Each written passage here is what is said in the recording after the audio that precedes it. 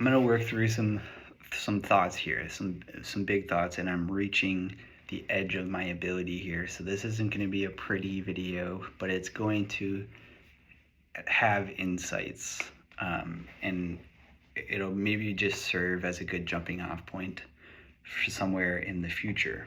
And we're going to start with the Red Book as a way to lead us to these thoughts. So believe me, it is no teaching and no instruction that I give you. On what basis should I presume to teach you? I give you news of the ways of this man, but not of your own way. My path is not your path. Therefore, I cannot teach you. The way is within us, but not in God's, nor in teachings, nor in laws. Within us is the way, the truth, and the life. Woe betide those who live by way of examples. Life is not with them. If you live according to an example, you thus live the life of that example. But who should live your own life if not yourself? So live yourselves. So remember that. And this part too. Sacrifice is not destruction. Sacrifice is the foundation stone of what is to come. Have you not had monasteries? Have not countless thousands gone into the desert? You should carry the monastery in yourself. The desert is within you. The desert calls you and draws you back. And if you were fettered to the world of this time with iron, the call of the desert would break all chains. Truly, I prepare you for solitude. Solitude is the key. So a couple of thoughts here. We'll get back to that first piece, but the latter thing that I just read on solitude. What's interesting about the Red Book and sort of this insight that I'm coming to, and ultimately what Jung argues and what the collective consciousness is ultimately about, and what archetypes help us realize, and what religions do, like, it's about solitude. And I think this is so complex, and it's something that you, with enough inputs, you just understand it, but it's hard to verbalize. You feel it in your gut, in your body, it flows throughout you. It's hard to explain. Part of that is divine wisdom, or whatever you want to attribute it to or call it. It's a spoken in a certain, it's like another language. It's through symbols and deeper meaning. So that's what I mean by the inputs are going to be through the deeper meaning and symbols, and can come from different sources. Solitude forces you to go within. You have no external stimuli, so you have to go within and figure it out, and you start to assess these things, and that's how you are able to digest and understand that hidden deeper meaning, that language. Solitude brings you within. And so, like, a weird connection tangent thing here is and back to that first part, is nobody can teach it to you.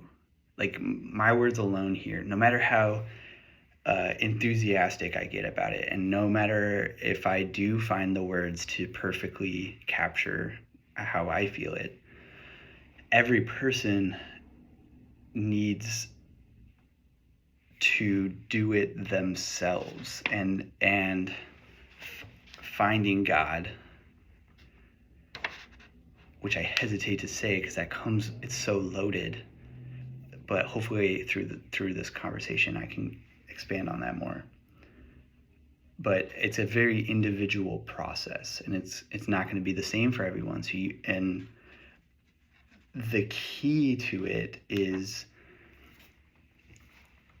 so, I guess it's something I'm starting to explore, is like,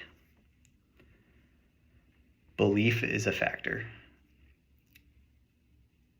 And like, God, to know what belief means, it's not just a word. Think about, I think maybe one of the ways you begin to understand this is when you've had a belief, like a true belief, that gets shattered. It changes your perspective, your worldview. So perspective becomes another thing too. But belief is like you're all in, you bought in. You can't fake it. And so one of the ways that you can do that is by like suspending judgment, which ultimately I found, Jung says it as explicitly, but like I figured this out through trial and error, that like go into anything, I guess. It could be reading, it could be books, it could be movies, it could be conversations. Debates are great for this. Suspending judgment. And so like it's hard and that's another thing that's hard to capture, like what that actually means. It's not like you can't just put on a front about it. You have to really work to get your headspace, your mentality into this position where you are going into this with zero judgment.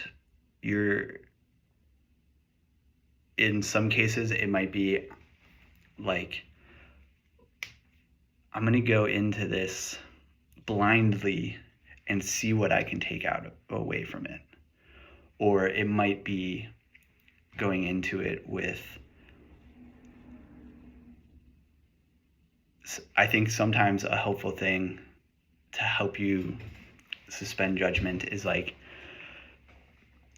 just asking yourself, is there any way that I am wrong about whatever it is that you're exploring? Or is there any other way I can see this?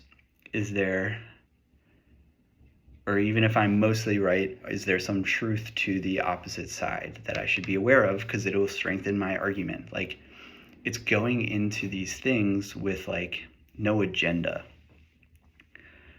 or maybe assuming that you really don't know anything and that your only goal is to figure out what the truth is, and you're going to explore this. If something doesn't make sense, you're going to get to the bottom of it. Like, there's an effort element to it as well, where like you can't just passively digest it. Like, you have to be active in the process. So, I mean, that's a lot already. Like, it's suspending belief, being curious, putting in effort, right? I guess that's the contradict. I'm saying suspending belief, but you have to believe in the process, that like there are, and maybe that's something that comes later. Start with the first part, suspending judgment, trying to find truth. The more that you do that, you'll realize the interconnectedness of things and your belief in the spirituality, and ultimately your understanding of God will come through these series, practicing that. And once you have enough inputs, like I said, it'll complete the picture a little bit more. So crazy stuff. And do I even attempt to tackle the God thing?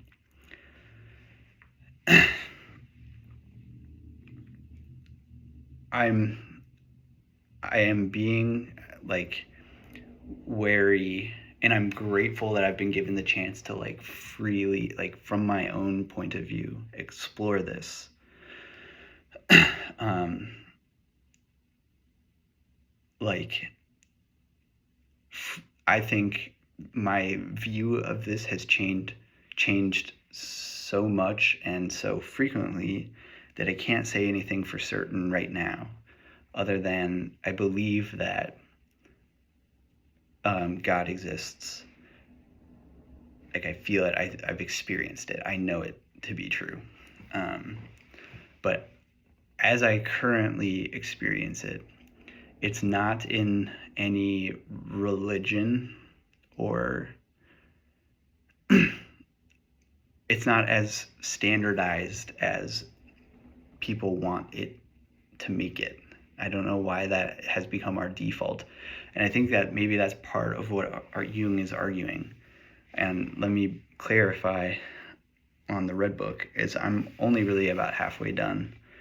So I have plenty more to learn and to shape this influence, and some aspects of what I'm interpreting right now might end up changing, but I think what Jung argues is like Christianity, for example, like the second coming and things like that.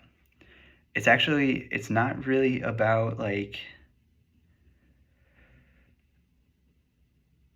the storyline as much as it is like the way that the universe works and operates, is that it's this constant light and dark, good and evil. It's this balance type of thing, right?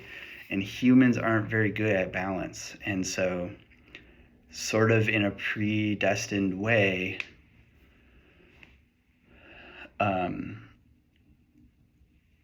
we go through periods of enlightenment and darkness, the Dark Ages or whatever, where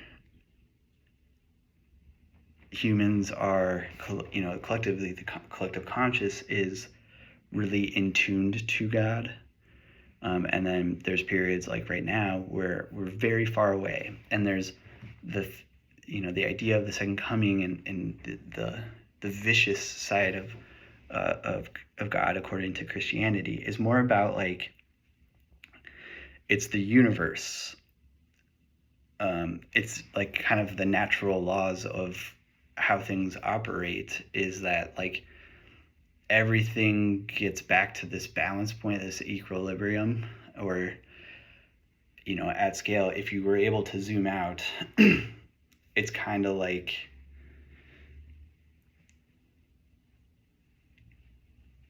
it's never a straight line, right? It's going to be ups and downs that have a balance that it's striving toward. And so when we get too detached from God, when not enough people are aware or can have the ability to even understand, which again comes from solitude. So if you think about what happens is like advanced societies, right? You get too sucked into society that your focus is on like society or your function in society. You've removed God's influence too much, and when everyone does that, like that's when the chaos happens. And so this like destructive side or the second coming type of thing is like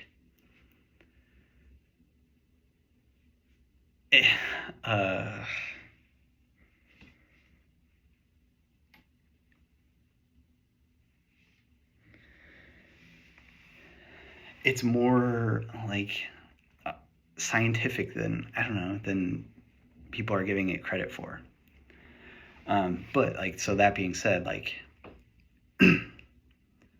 one thing that I am going to have to do is study Christianity to learn more about this, because for me right now we're based on my level of understanding,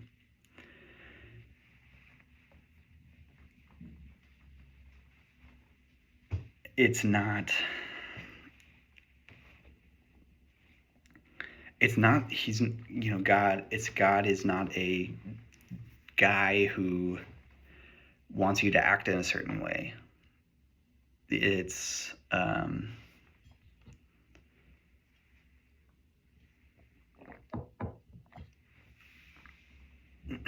oneness.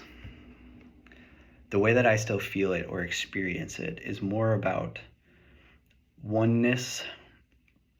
You can find God in everything. And there's the quote that I've been really leaning into, which is like, science, if you're a person of science or math or whatever STEM thing, you start out in it and it takes you away from God. But the deeper you get into it, and I think Einstein said this, but a lot of the most brilliant minds throughout history say something similar, where the deeper that you get into science, the closer it brings you to God. And that's because, like, God is in everything. The pattern is there in everything. You can find it and find the connective tissue to these other elements. So heady, so hard to explain, but so that's where, like, I've kind of stayed. Lately it's been like I've been thinking about it in terms of vibrations. Like, God really maybe exists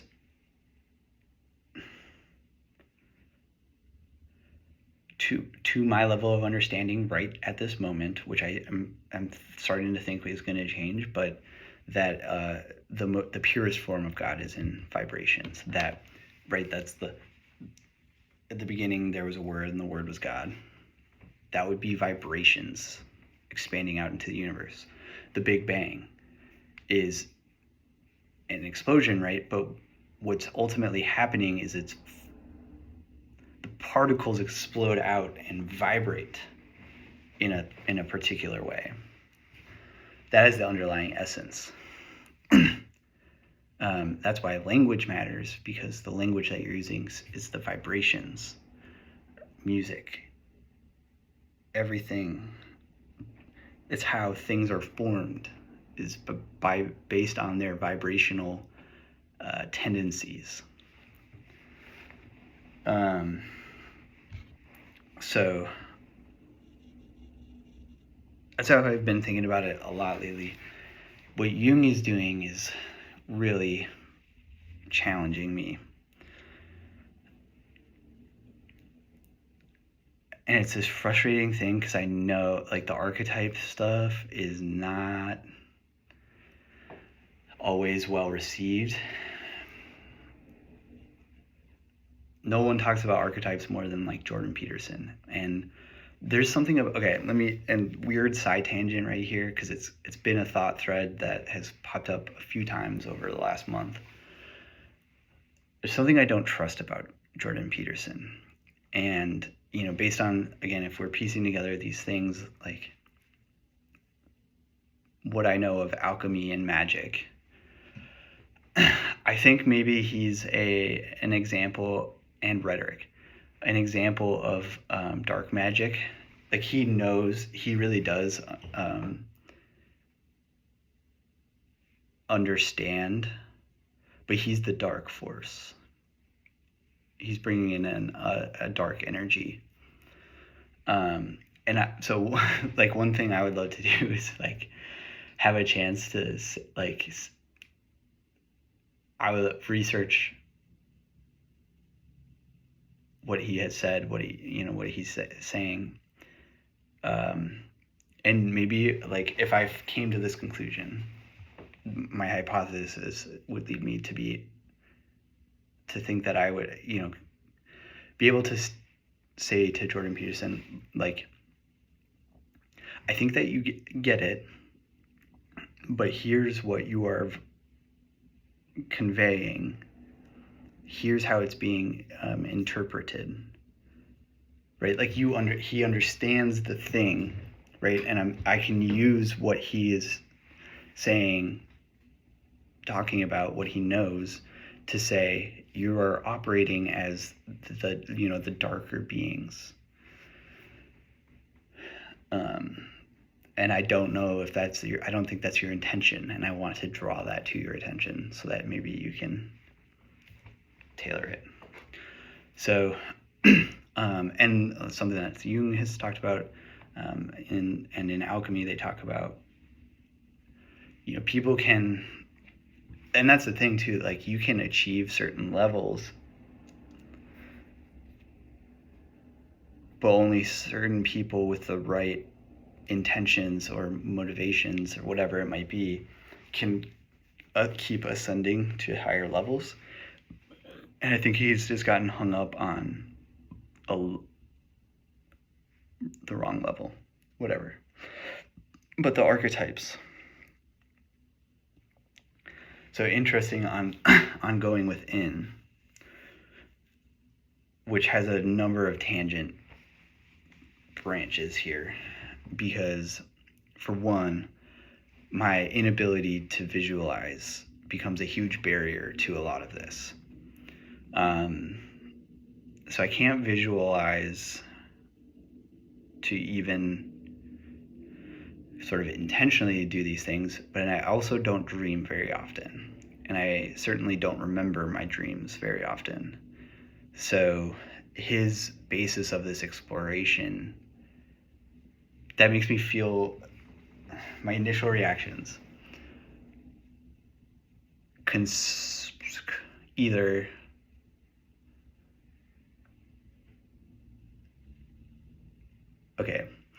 you can develop the ability to visualize, you can develop your dream control, which is something that has been studied and is suggested. But I don't think a lot of people know about the visualization problem.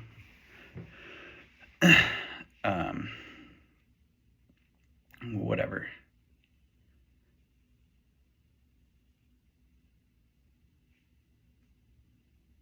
My concern is like why, and the other aspect of that was, or you can be blind to this dimension but still experience it, kind of like a blind person experiences our physical world.